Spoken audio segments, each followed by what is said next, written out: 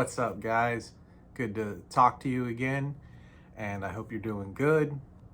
If this is your first time seeing my videos, if you like the content, be sure to subscribe, like, and let us know in the comments down below. We are growing a small community, and it's growing into a medium-sized community. And eventually, it will grow into a large community.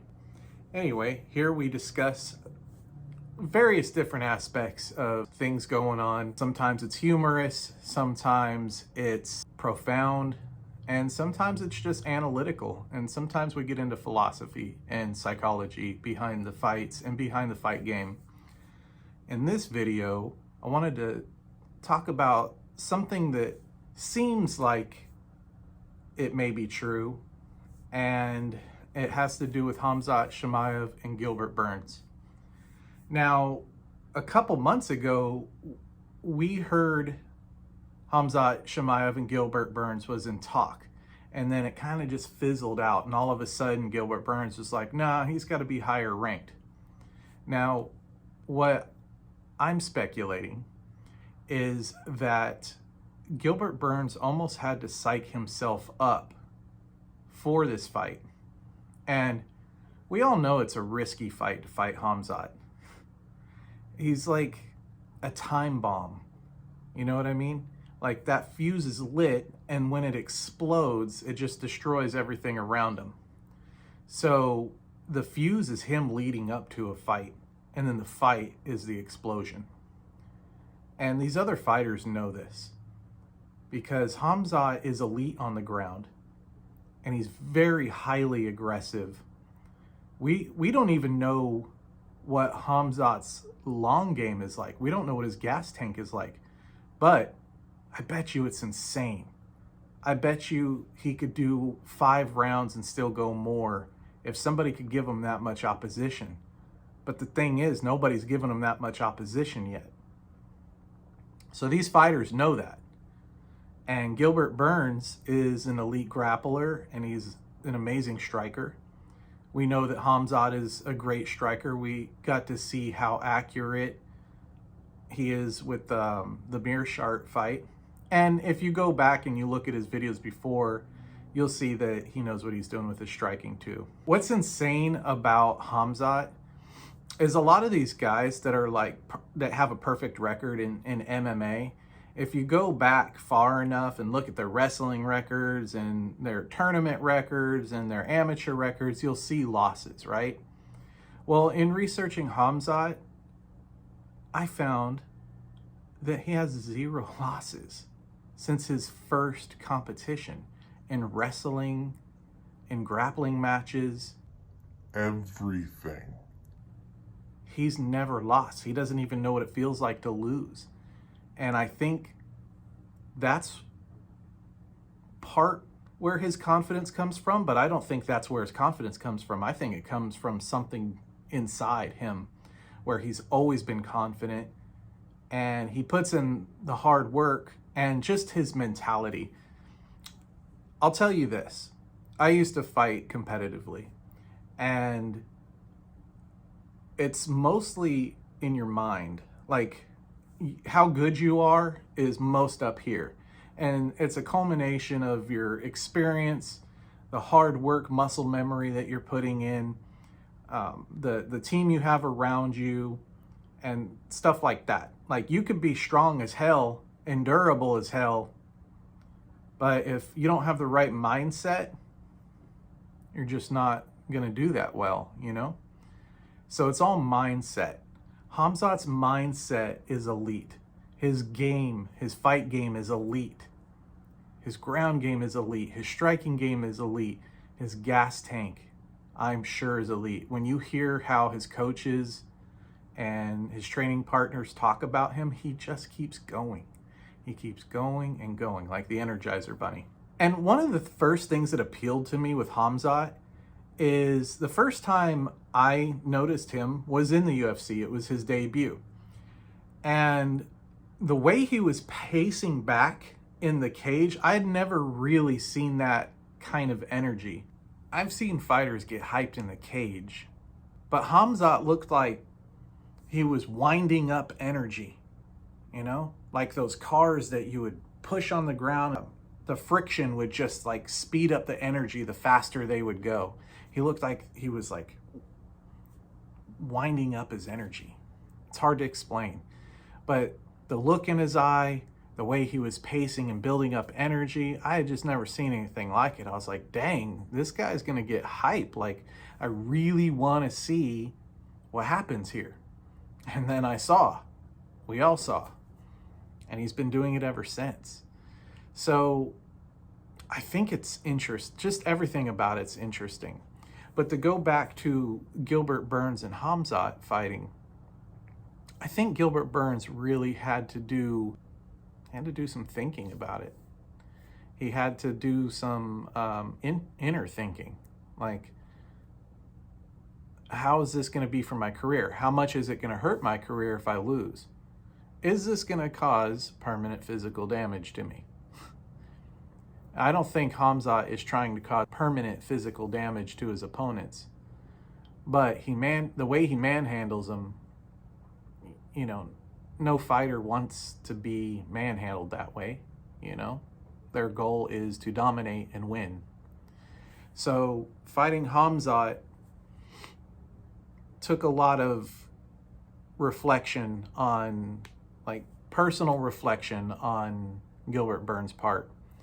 And I think that that's what the delay was. I think the inner beast, the inner savage inside of him automatically the first time was like, yeah, I'll fight him. That's what everybody keeps saying. Yeah, I'll fight him. But they're not signing the contract, right? Only one person has signed, well, not one person, but only 4 or 5 people have signed a contract to fight Khamzat. John Phillips, Reese McKee, Gerard Mearshart, Li Liang, and Leon Edwards. Those are the only 5 that have actually signed to fight him. So Gilbert Burns is likely going to be number 6, but I don't think that decision came lightly. I think it took a lot of thinking. I think, like I was saying before, the inner savage in him, when it first came across his desk, he was like, yeah, I'll do it. And then they're like, okay, yeah, here, let's sign it. And he's like, whoa, hold up. And then his managers and then his friends and his, you know, his fight partners, his camp partners are like, dude, you want to watch some tape first and talk about this? And he's like, well, yeah, let's do that. And then he watches the tape and he's like, ugh, shit. You know, he's kind of lower ranked than me. I think maybe he should move up the rank a little bit before he gets to me. And then everybody kind of jumped on that. And like Nate Diaz's name was brought up, and Nate Diaz is like, hell no. Get that thing away from me. You know, I don't want anything to do with that. And of course he's playing he's a beginner and amateur. Nate Diaz doesn't really think that Khamzat Chimaev is an amateur. Think about it. He doesn't think that. He doesn't want anything to do with his name and Khamzat's name being paired up for a fight. No way. Gilbert Burns sees other fighters, other badass fighters playing that card, makes him second guess himself a little bit. Now, this is going to play into Khamzat's favor, I think, with most every fighter. Just that seed of doubt in their mind. And he is a portrait of confidence. So when you take a fighter and you plant a seed of doubt in their mind, it's already downhill, because like we were talking about earlier in the video, it's all your mind frame. Your mind frame is 95%. I'd say 90% of your fight game. You know, it's your IQ, your fight intelligence, your experience, and the hard work you put into it. Your muscles and bones, all of our muscles and bones are very similar. They vary a little bit. Some are more dense, can handle more than others, have a little more endurance. There's little differences, but for the most part, our anatomy is the same. the big difference is our mind frame. So Khamzat's mind frame is like a rebel fortress just ready for action. And most fighters, they need to get themselves there. I don't think Khamzat's even scared. Like, you know how we hear fighters talk about being scared before they go in there? They're not scared like scared little bitches, but it's like an amount of anxiety.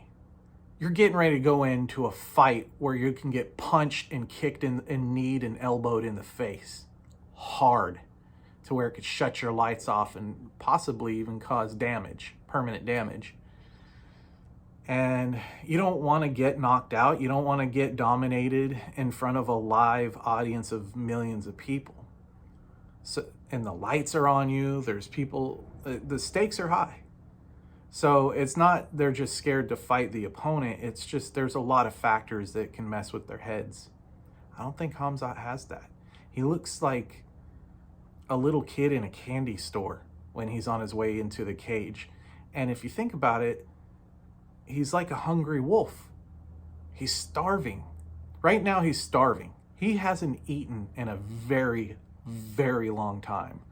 So he's in a very savage mind frame, and when he finally gets the meal in front of him, he's going to be so excited and so hungry and ready to eat, smash and eat, smash and eat.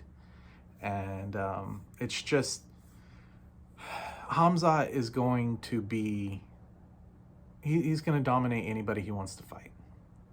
I really think that he can move into almost any division, and as long as his weight is right, he's going to smash and dominate and eat. But anyway, what do you guys think? If you like the content, subscribe. Like my videos, it helps with the algorithms. I'm really trying to grow this channel. I'm staying consistent with the videos and providing you guys with lots of content. So if you wouldn't mind, subscribe, throw me a comment, even if it's just a thumbs up or good content, dude, whatever. It helps. It helps the algorithms, and it'll help grow my channel. So if you like the content, hook me up, you know, hook yourself up, because you'll get more of it. The more you guys support it, the more content I'll provide. Anyway, if you like the content, subscribe. Give me some likes, comment down below, and freaking Ring that bell. talk to you guys next time.